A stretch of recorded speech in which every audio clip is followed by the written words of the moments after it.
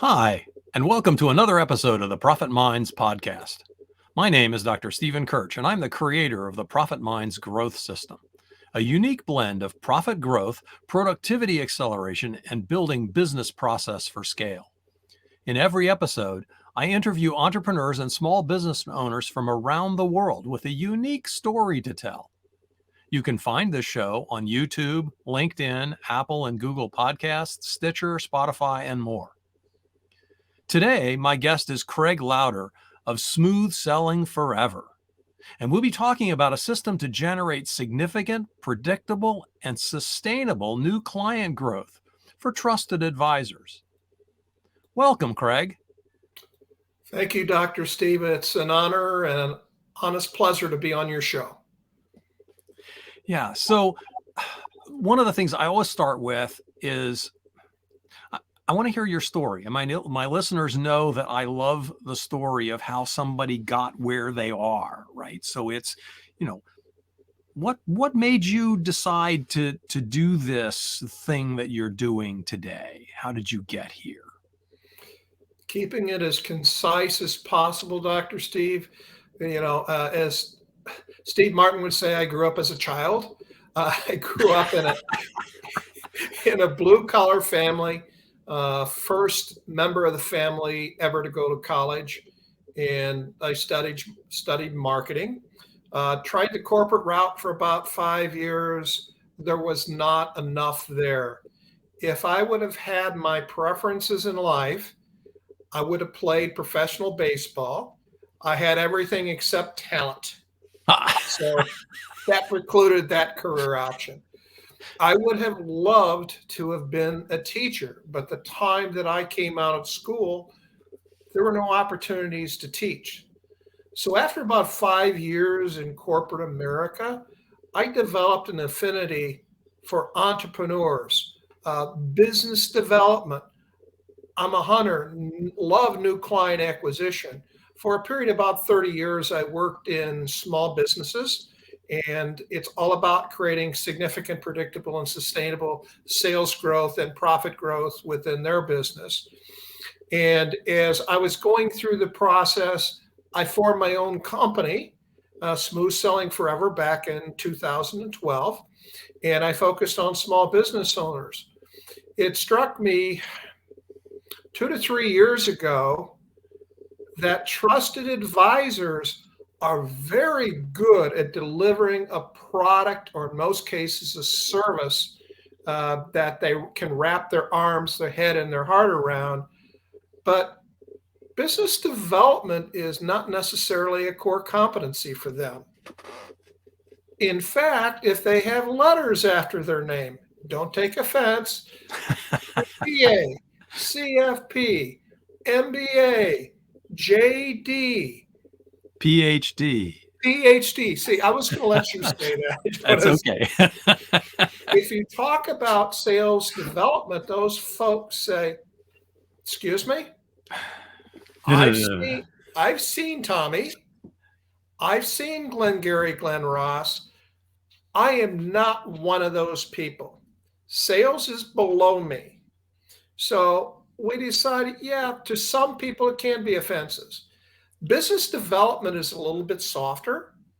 At the same time, if you ask trusted advisors what they're really seeking, they're seeking to bring on new clients that value what they do, and the retention is for a very long period of time. So I developed a course. I'm in the process of writing a book. It's going to be published at the end of July, called Trusted Advisor Confidential. And it's providing a system, which we branded the NASTAR Client Acquisition System, to give these trusted advisors a system, a model to follow in order to create a strong, solid book of business and significantly increase their personal income year after year. That's great. Yeah, I know I have the same challenge, right? Not only am I one of those people with letters after their name, but so many of the clients that I have that, they're really good at what they do, and they have no clue how to run a business.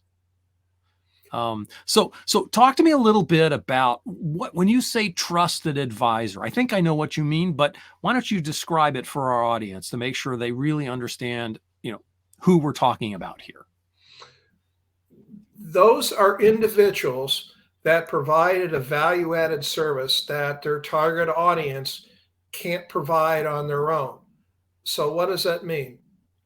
Insurance brokers, wealth managers, consultants, coaches, architects, CPA. You can go on and on and on, where they're highly educated, are very competent in delivering the service.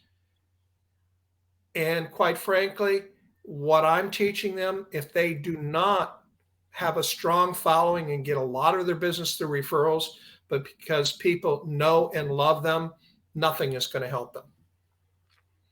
So what are the primary reasons for that failure? What's the primary reasons that the book of business and the income's not growing as expected or as desired, I guess is probably a right way to say it. That's a great question, Steve. And over the years, I've come to realize there are 5 reasons. Trusted advisors view every client as being the same, and that there's no such thing as a right fit client. Therefore, they're spending too much time on clients that are not a good fit for them. They don't have an ideal customer profile. They don't understand the buyers that they're dealing with, and quite frankly, suboptimize their ability to create that significant, predictable, and sustainable income growth for their business. Secondly, most businesses, most trusted advisors, think of yourself, I can look at myself in the mirror and say, 80+% of our new clients come through referral. And what happens is many trusted advisors do not intentionally go out and build a strong referral network. So that's number 2. Studies show 80+% of all referrals for trusted advisors come through referrals, or business comes through referrals. Third, they do not have a documented sales process that mirrors their customers' buying journey, which means they either try something and they just keep trying to repeat it over and over and over again, which if it's not documented, if it's not practiced, it's hard to repeat. So having a documented sales process that's congruent with the buying process, so that the prospect is saying, you know what, Dr. Steve, you're going down the road with me in the same direction at the same speed. In fact, you're about a step or 2 ahead of me. I really trust you, Dr. Steve. You understand me. You get me. You know what I need. You're listening. And that all needs to be part of a documented sales process. 4, the messaging is not congruent, doesn't resonate with the target audience. One message for all. No, you really have to get deep inside me and find out what objectives I'm trying to achieve in buying from you, to get from the services that you're delivering.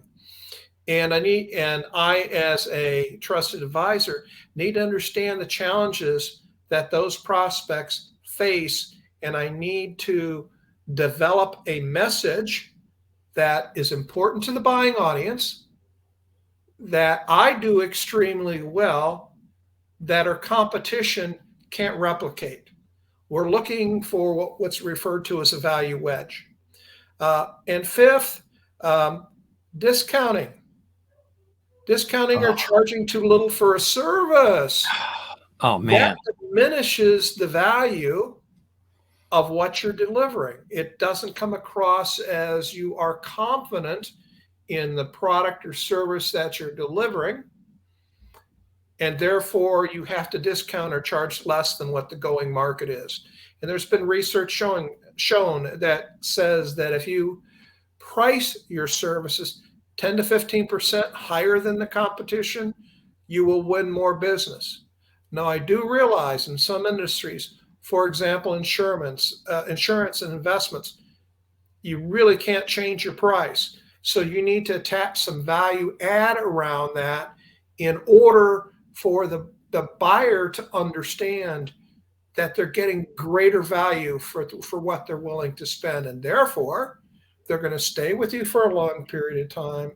And they're going to tell anybody and everybody that they know about you because you've done such a wonderful job for them. Oh, that's really clear. Yeah, and I heard you say a couple of things that really resonate with me around.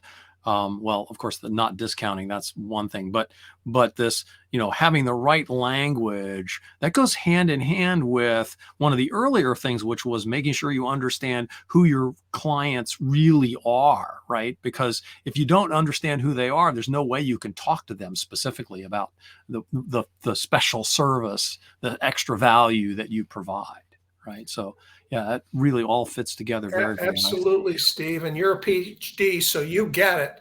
But there's an order that you need to follow. Yep. You need to select your audience in order to determine and build a message in order to construct sales processes that you're going to follow or buying processes. And then you can take a look at valuing the services that you provide in order to create high value, right fit customers. Great. So your book that's coming out about the you said the Navstar client acquisition system. Yeah. Can you describe how many points are there on the star? And you said Navstar, so I assume that this is a multi-pointed object. How many are there, and what are they? Well, there are 6, Steve. So if you think back to the ancient navigators, the ancient mariners, Mm-hmm. they always followed the stars to guide them to their destination. The same thing is true for trusted advisors. And in the case of trusted advisors, there are 6 stars that they need to follow. Number 1, they need to target the right prospects. Number 2, they need to deliver a message that resonates with that target audience. 3, they need to have documented sales processes, plural, new client acquisition, upsell, cross-sell, renewal, reorder, and it may vary by product and it may vary by market area. 4th, they don't have and they need to have sales success metrics or standards, activities as well as results. Most people focus on, and most trusted advisors focus on the results. Results are lagging indicators of success. You need to focus on activities. If you do enough, and this is a technical term, enough of the right things, well, the results are going to pop out the other end. So I recommend that you have anywhere from 5 to 8 metrics that you're tracking on a regular basis, daily, weekly, monthly, that helps you better understand what's working, what's not working, so you can become more effective at building your business. 6 is feeding the funnel.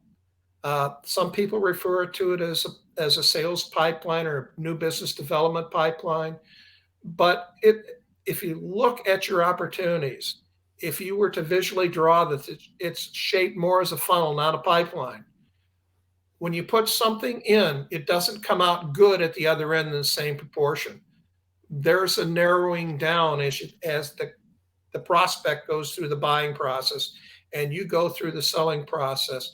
So it's about making sure that you're regularly feeding that funnel. And what happens in many cases, trusted advisors are in the sell, sell, sell, deliver, deliver, deliver.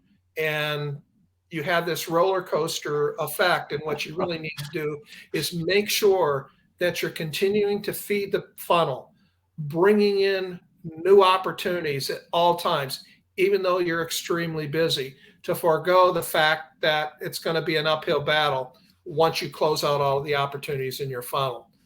And 6th, and not last or least, is lead gen. You need to effectively create quality leads that is targeting the audience that you're seeking, delivering a message that you're seeking to resonate with your target audience. And typical trusted advisors, there's probably 7 to 12 different strategies that really work. If I were to look at the top 3, in my particular case, number 1 is referrals. Intentionally, proactively build your referral network. And I've given a tool. I'd be happy to share it with your viewers. It's called the Connector Compass. And you can look at it along. It's connectorcompass.com. And what it does through a 7-step process, help you to identify the categories of people that are good connectors, good referral sources from you.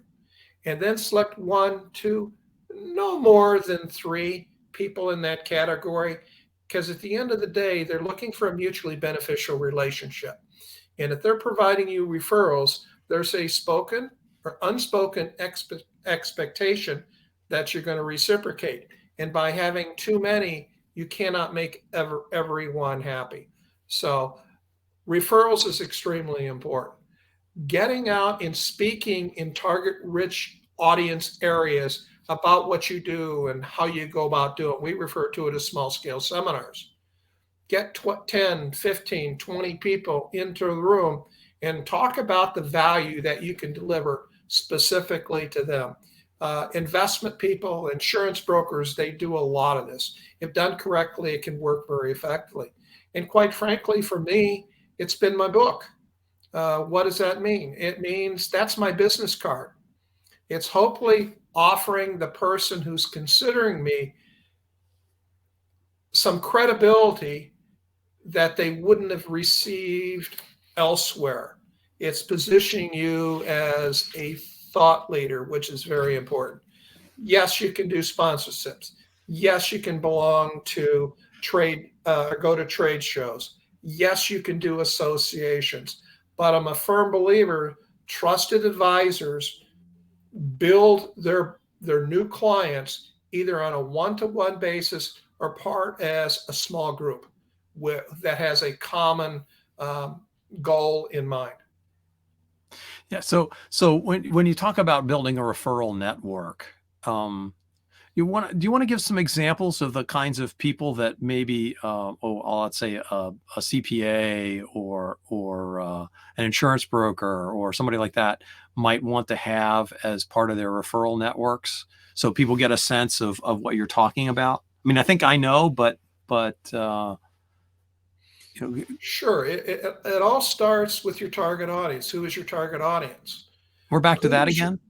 It starts with your target audience. Every question that I ask, you say it's your target audience. I feel like I've heard this, but yeah, I get it. It gets down to your target audience for the services that you offer. Mm-hmm. Who do they turn to? Who do they respect and trust to help guide you in making an informed decision, the best decision that you can have? So a CPA, it could be a wide variety. It could be a business coach. It could be a sales consultant or a marketing consultant like myself. It could be a banker. It could be a wealth manager.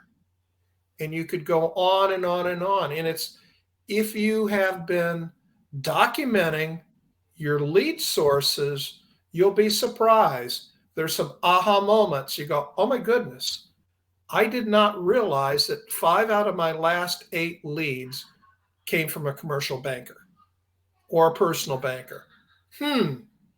Is that perchance? Or is there a theme here? And if that's the case, and we recognize those, then who do we want to get close to? Who do we want to develop a strong relationship with? Okay. An architect is probably going to want to get involved in general contractors, business subs, anybody else who specs out the type of product that they're seeking to buy. If it's homes, then you need to connect with homeowners who are buying similar price value homes in your market, because what you're really trying to do is build that referral network. Does that help? Yeah, yeah, that's really great. What So you've a number of times we talked about having the right potential clients. What's your approach to figuring that out, and how much time does it take? As much time as it needs. If you know your business, it shouldn't take that long. Is it going to require some thinking? Yes. I usually start with a two-step process. Number one, grade your current clients. A is for awesome. They've got everything that you want. Give me a million more of them. B, your basic clients. They buy sometimes from us. They may be hard to upsell, cross sell. They may shop us a little bit. They don't pay their bills on time, et cetera, et cetera. And then your C's are can't live with. It's like, geez, they're always wanting a deal. They're paying their bills slow.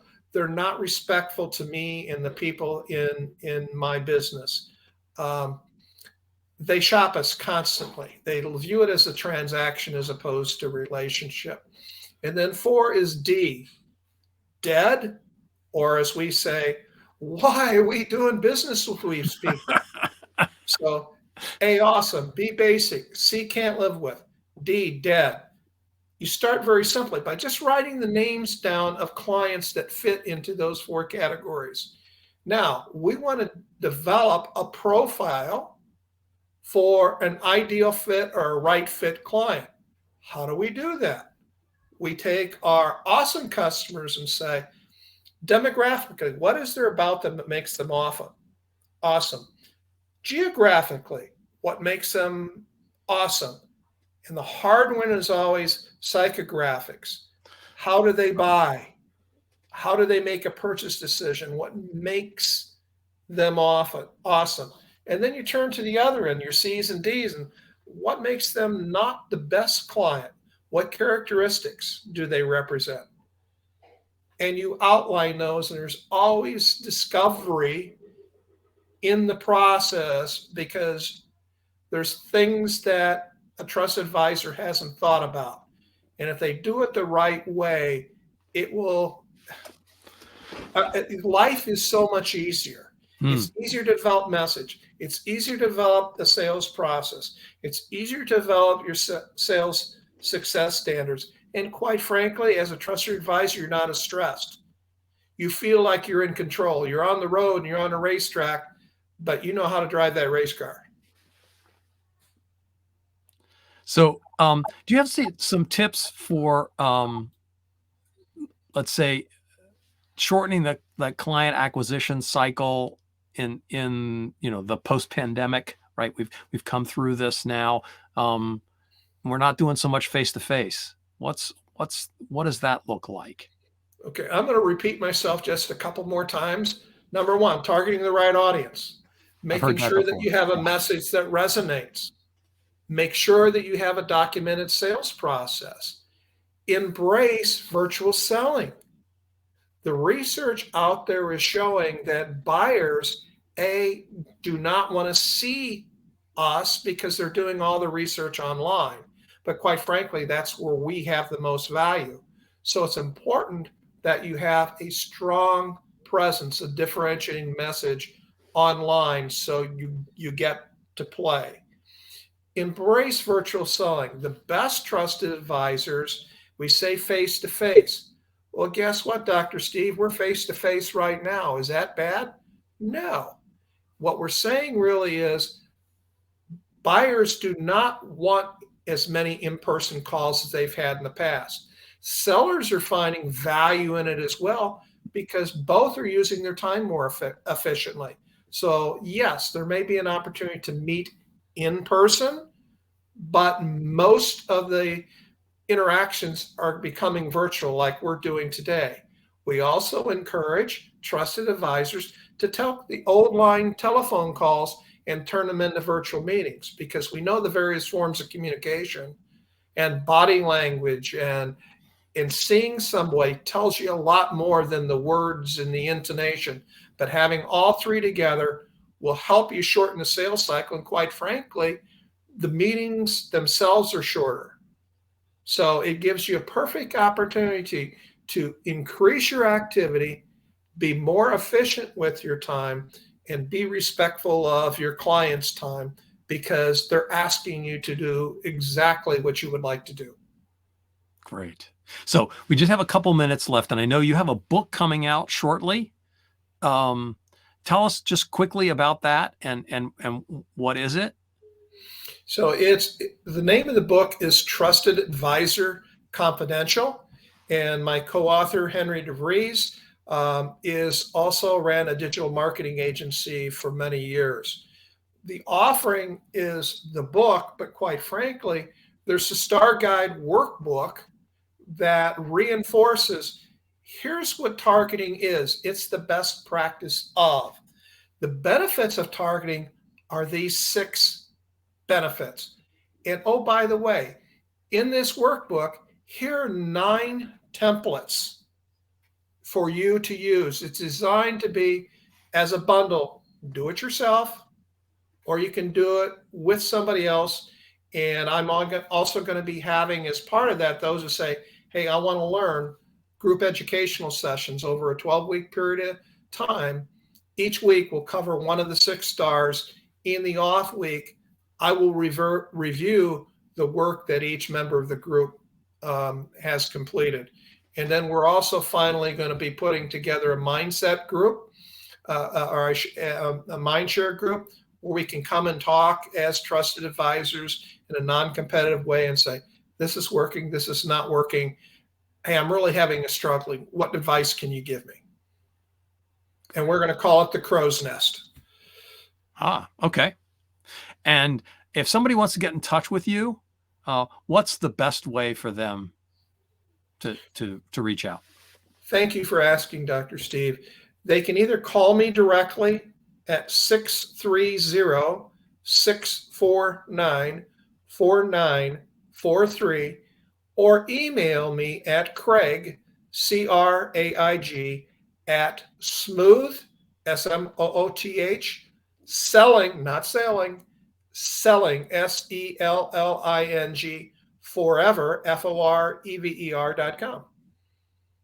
Great. And that concludes our show. Thanks to our guest, Craig Lowder.